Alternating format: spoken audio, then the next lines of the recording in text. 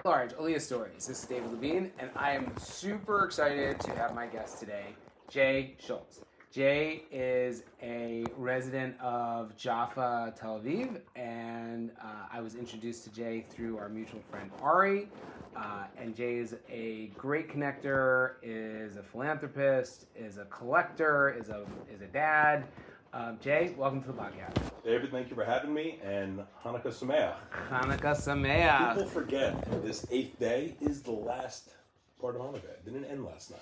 Right on. So, yeah. So, actually, I had half of a donut today, and that was the last of my sufganiyot, which is, sufganiyot means donuts, which is a tradition for Hanukkah to be able to eat oily food. It's supposed to be for the kids, David.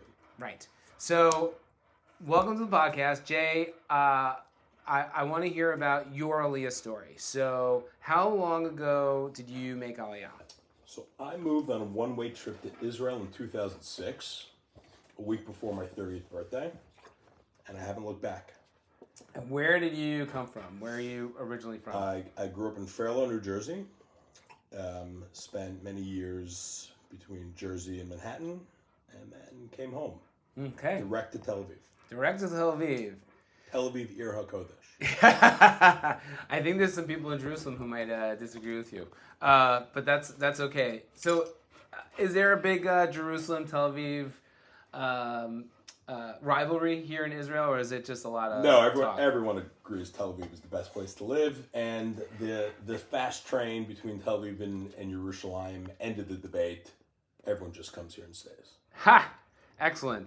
All right, so what made you make Aliyah? So this is how many years ago now, you said? Almost 20. 20, okay. So this is before Nefesh B'Nefesh, or did Nefesh B'Nefesh exist? I came solo. They may have existed. I had nothing to do with it. Okay, and what made you decide to move to Israel? I'm a religious Zionist. I didn't grow up that way, but I came for a lot of ideological, theological reasons that we can get into. It's way less interesting and way less important. What's important is the main reason I came is to be selfish. To be selfish? I came selfishly. Practically, a life in Israel is a quality life for a Jew. Way more quality than anywhere else. And I would say that although the quantity of life may be less here, the unlimited, infinite, what you can't pay for, that's what I'm doing here. What do you mean the quantity of life is less? What does that mean? Yeah, there's better parties in New York, and there's better beaches in Miami, and there's better museums in London, and there's better restaurants in Paris, meaning the quantity of what you're getting here isn't the reason to come home, but it's the human quality of what it means to be a Jew here. Selfishly, yes, there's all the great ideology and Torah and Zionism that I'm going to download to you that we can get into and debate. But the reason to come home is for yourself. Okay, wow. And you were single at the time? Were you married? Single at the time. All right. In fact, I started late in life, and thank God now, wife and kids, but I spent a long time single before coming in and after coming.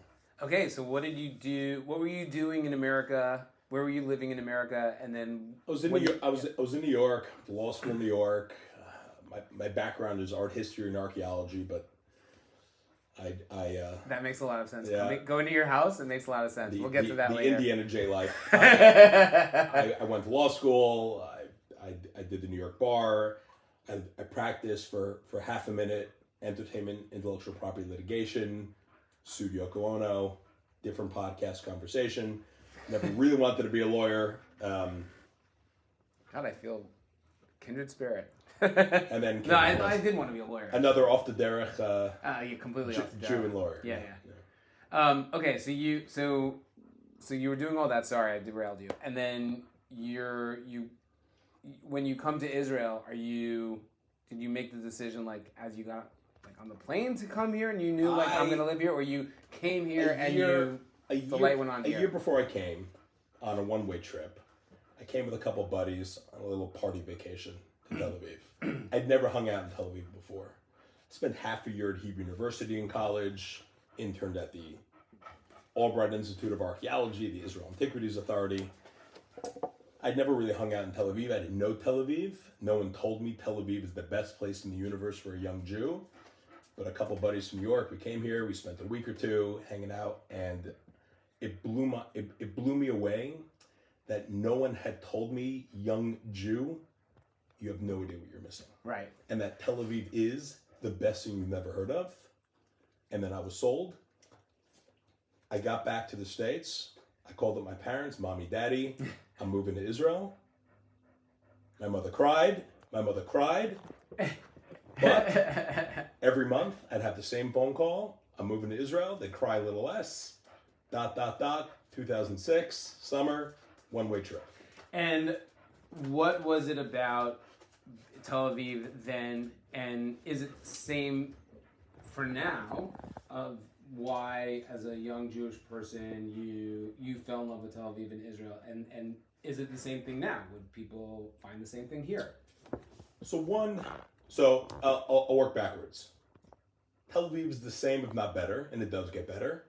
I think as Tel Aviv grows, and it is now not the secret that it was back then, it is now a global international hub of specifically young Jewish life internationally, and the word is out. And Jews are coming home, they're coming to party, they're coming to do business here. It's not that anymore. When I came in 2006, it really was a ghost town in terms of international life, olim life, expat life. There were virtually no English speakers in Tel Aviv, native-born English speakers. Really, there were maybe 30 of us. The French weren't here yet, if you could imagine such a thing. The French didn't come for at least another decade. Right. And so, in terms of day-to-day life in Tel Aviv, it was, and all of Israel 20 years ago, really was a lot more provincial than it is today. There's been an exponential growth, besides just economically in Israel, but culturally, civil society. I think that's a blessing. It's a bracha. It may, it loses a little bit of primitive innocence that is from the outside.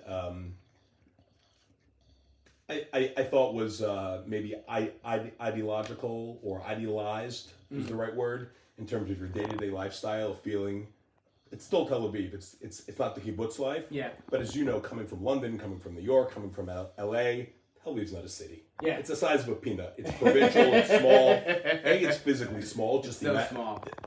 Geographically, demographically, it's small. It's one of those cities where you really can kind of know everyone. You don't have the vibrancy of options of life in New York, London, LA, and on and on. And so still, it's kind of a sleepy fishing village. Yeah. I remember when I did move here, I knew virtually no one in Israel. I did have a couple of friends from Haifa who I met traveling in Asia, and they were blown away that I would live in Tel Aviv. Jay, it's so loud, it's so busy, it's so noisy. Are you kidding me? I really, coming from New York, you feel, and it's even today, after its explosion of towers and tourists and French, you still kind of feel like it's the backwater of the city. I saw recently on someone's TikTok or whatever it was, how a woman who had said how small it is that you can't help but run into your exes all the time. Like, it's a very small, connected city, and everyone winds up knowing everyone in your circles pretty quickly. And don't shit where you eat, my friend. That's all I can say. Start dating in Nahariya. Hey, look, I only just got here. So now, when you moved to Tel Aviv, what did you start doing when you moved here? And you moved here with no assistance, no nefesh b'nefesh. You did it on your own, essentially. I came solo. First of all, why I left, right? I was extremely happy in the States. I'm a happy guy. I have a lucky life, thank God. I have an amazing family and I have amazing friends, and I was very social and was successful in lots of ways. And I didn't leave New York because New York is not incredible. I left for a lot of the religious ideology that I came to buy into. I left for all the good God stuff that we can get into. I also left for ideology, meaning Zionism, if it means anything, it means a Jew taking responsibility. And that Israel is not the home of just the Israelis. If it's only Israelis that sweat, schwitz, bleed, cry, die, and live for this place, then it's the homeland of Israelis. But I didn't believe that. Zionism means the homeland of the Jewish people, and we're all responsible. And that means being here. Also, practically, my grandparents are Holocaust survivors, my mother's parents.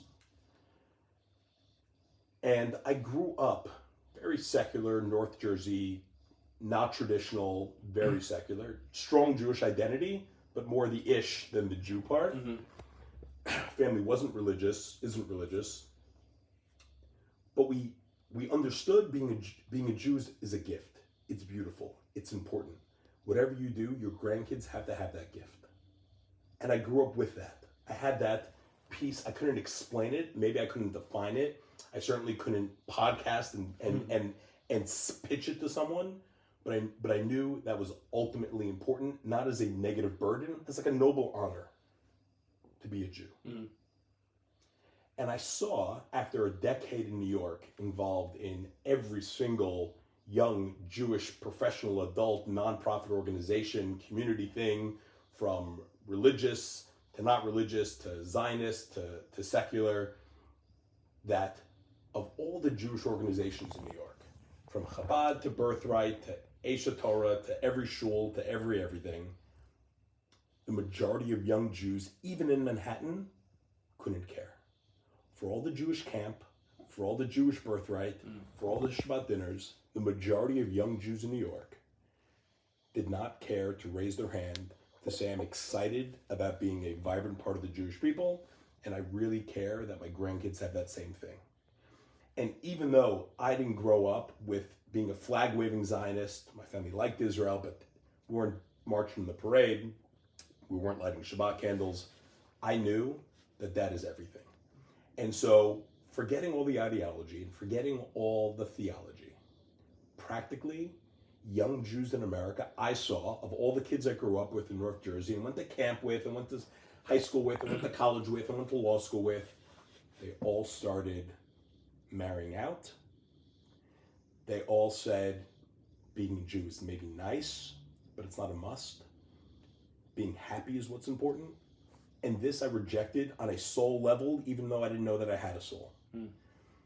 And so practically, I knew that this Jewish American thing is unsustainable. It's unsustainable because of the numbers. I didn't want to go to Las Vegas and gamble with who my grandkids were. I didn't want to throw dice on the craps table that maybe one of my great-grandkids would be part of the Jewish people. And so coming here, leaving there wasn't me leaving there because I hated there. I loved there. I'm very still today. I'm a patriotic American. I love that I grew up in America. And I think America is a great place for the Jews to leave. And to take the best of what we had there and bring it here. Because here, it works. Yeah. And here, we're not gambling with who our grandkids are, religious or not, Zionist or not. Your grandchildren are part of the vibrant future of the Jewish people. And then putting all of that aside, the numbers and the Holocaust and the God, it's selfish being here. And so I wanted to stay. And I wanted to stay. And I think, by the way, I'm not the rabbi, but at the end of the day, what I love about being a now religious Jew is that the mitzvot, the commandments by God we need to follow. But the reward isn't the 72 virgins or the harps and the angels and the clouds and the here and after. Our books talk virtually nothing about what happens later. You do mitzvot for this life. You do it for your benefit. Again, selfish. Aliyah is selfish. A life in Tel Aviv is selfish. If this podcast should be titled anything, it is Young Jew Come Home. I want you here. We actually need you here, but you need to be here. Yeah. Okay. So when you moved here, did you go to Opan? What did you do when you moved here? No, I moved here at 30. So you were not focused on Opan. I was not focused on Opan. I was running different businesses. I'll tell you, I get a lot of crap from the universe for after almost 20 years in Israel, my Hebrew being not the best. One, let me say, I have a very British wife. I have a very American friend universe here. I think it's a great excuse for me to tell others, by telling myself, by telling others, that it's a blessing that unlike Paris, where if one moves to, after 2 weeks, no French or drown, you can spend a life in the land of Israel, maybe wanting Hebrew, but never needing it. And I think it's a blessing. Meaning, God forbid there's someone out there listening saying, I'd love to move to Israel, But I don't know Hebrew. but I got to learn the language. I'm Yeah. too old. You don't need it. Yeah. You don't need it to be successful. Again, maybe you want it. Maybe you should have it. Maybe it is a Zionist, a theological imperative. I don't know about that, but okay. No, the Zionists were very clear. Hebrew was a fundamental core, right? Theologically, no Hebrew. You're not reading Lashon Kodesh in its original, right? Okay. I think those things are true, but we're not here to theosophize. I will say that it is a real bracha for my life that I could be here, and my life is powered in English. My work is powered in English. My social life is powered in English. My Israeli interaction life is powered in English. And I would dare say that when you speak English, even if you knew Hebrew, to your average Israeli in the street or in the flea market that we're sitting next to now, English is your friend. Israelis are nicer to you when you speak English. They're more polite. They're more patient when you speak English. Actually, you're less likely to be given a speeding ticket. You're more. You can definitely get out of those. You are more likely to be given patience and grace by an average Israeli that aren't known for their patience and generosity and generosity, not of spirit, which they have unlimited, but generosity of gruff, of friction, right? Yeah. They love their friction. And I will also say, and this is real ideological, that's because that does drive my life, is Israel doesn't need more great Hebrew speakers. Meaning, my value add to this place, you, David, your value add to this place isn't your perfect Hebrew. No. No matter how good your Hebrew ever became, or mine ever became, it would never be as good as their English. I mean, they're your average Israeli. That's number one. And by the way, that also hinders your ability to learn. Yeah. Because I'm just not using it. I never have the real rare need to ever use it. But even more so, what Israel needs is the plus one, is the complement, is the supplement, is what you're bringing that they don't necessarily have here in mass. Right. It's what the startup nation needs to sell. It's what the startup nation needs to market, the hasbara. Not that I like such things, but to the extent that you bring value to this place, it's what you're adding to it. And so also, let's be honest, you moved here as an Altakaker, I moved here as an Altakaker. I'm mine a little older than you, but okay. Yes. I didn't move here to become Israeli. I moved here to be me here. Right. Knowing, by the way, that my children and grandchildren are full Sabra, born here, perfect Israelis, and that's the immigrant experience always. Right. As I told you earlier, my grandparents are Holocaust survivors. 70 years after being in America, after leaving the old country, they still have the accent. By the way, this happens with the old people generally. At the end of their life, they often go back to their home language. At the end of my grandfather at 103 recently passed. He was speaking Yiddish half the time that I never heard as a kid.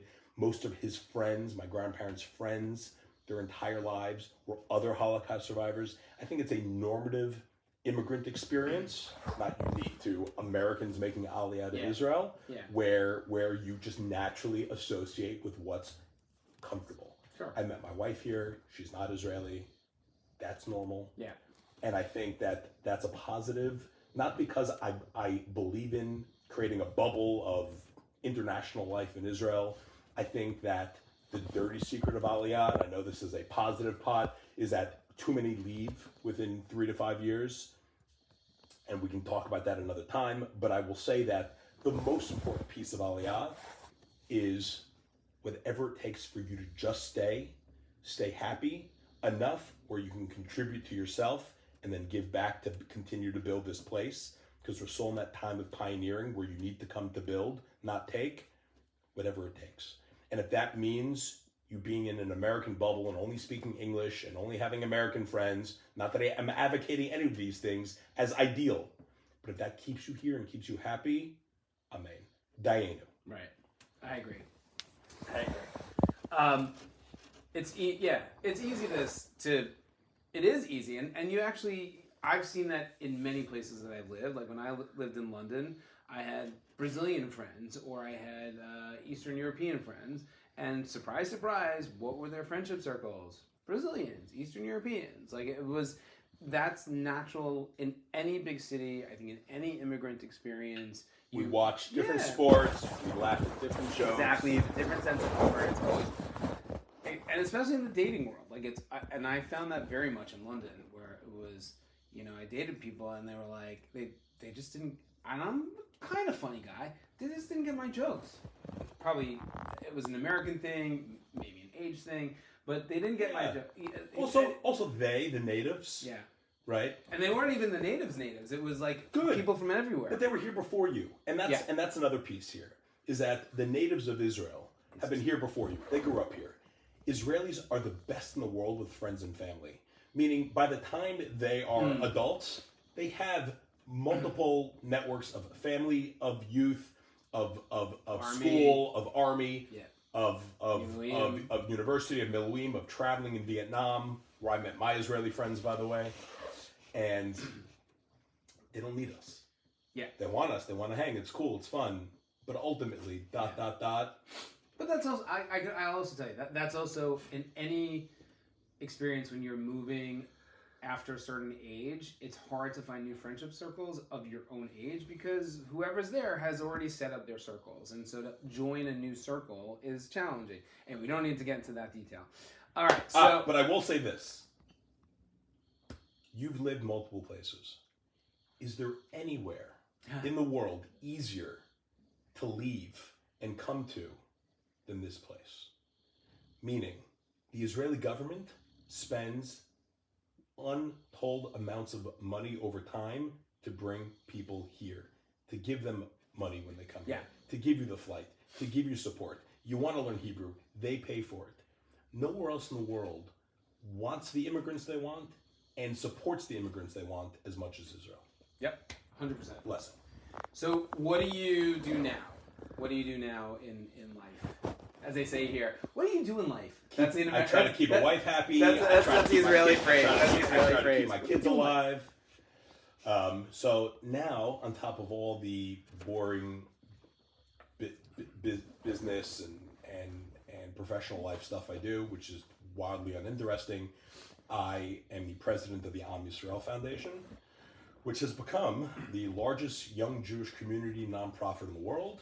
We're the largest olim organization in Israel, far and away. We do a lot of, we're an umbrella nonprofit. We're not a public-facing organization. The different projects, initiatives, nonprofits that we oversee, those are public-facing brands. We do a lot of advocating for Aliyah and Olim issues within the Knesset, within government, local and national. Amazing. Yeah. And how long have you been doing this? So as I back to full circle, when I came here in 2006, as I told you before, Tel Aviv was a wasteland of international Olim English-speaking life. It didn't exist. Western Olim did not move here. In fact, to most Israelis in Tel Aviv, the word ole, aliyah, olim, those terms meant misken, poor. It meant Ethiopian. It meant former Soviet Union. It meant I came to Israel because I was leaving a bad economic, or I was running away from anti-Semitism, or I came here with a stick and a hobo bag in my back and hunched over, and I need to be taken care of. That's what Aliyah meant to most Israelis then. And I think the biggest difference in Tel Aviv is the explosion of Western Aliyah. I'm talking about not just English-speaking countries, of course, but also Brazil and Argentina and Germany and Italy and that explosion from maybe 30 of us 20 years ago to now Tel Aviv hosting over 30,000 Western olim in that short amount of time. And by the way, just the beginning. So it's a good question in terms of, or actually, let me say this again. Tel Aviv is a magnet for Western olim, and it's also really expensive. Israel's really expensive, and Israel's more expensive because of various things, but Tel Aviv is also particularly expensive, but it's also where most of the jobs are. Okay, are there places around Tel Aviv that you could potentially move to that might be less expensive, but you could commute in? So like Ramat Gan or like... Let me say this. Tel Aviv is when I say Tel Aviv, it's Tel Aviv Metro. Okay. Right? What does that mean? Like New York is New York Metro. Okay, what We're does that talking mean? tri-state area, northern New Jersey, Long Island.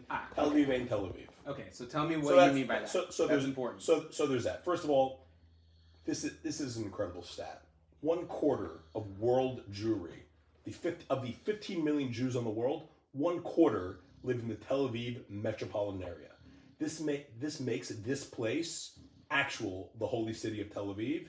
This sidewalk, these buses, these makolets are the most Jewish thing on the planet. Let me start there. For those out there who think Tel Aviv is this secular, remind me to get into that, because I don't just joke that it's Tel Aviv Ir HaKodesh. It mamish really is, and we'll get into that. But just to answer your question, Tel Aviv Metro is Tel Aviv Metro. That includes, yes, Gush Dan, Ramat Gan, Givatayim, Herzliya, Bat Yam, Hulon, even Rishon is part of Tel Aviv. I'll say practically, just like in New York, if you're young and you're single, you want to live in the heart of the thing. You want to live closer to the bars and closer to the restaurants and closer to the other singles. And so the heart of Tel Aviv, I remember this is good. So when I first moved here 20 years ago, my parents came to visit the first time a few months after I moved, walking around in the middle of the day, and they said something that I didn't notice. Jay, Tel Aviv is a college campus. The city is a college campus. You're either 80 or you're 25. And I think that hasn't changed much. Some of the 25-year-olds are now 28 and they have baby strollers and dogs, but really the center of Tel Aviv is one of the youngest, most vibrant cities, just in terms of the density of that vibe on the planet of anywhere I've ever been.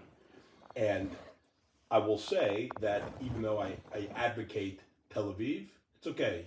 You want to be in Givatayim, pay a little cheaper rent. By the way, higher Arnona.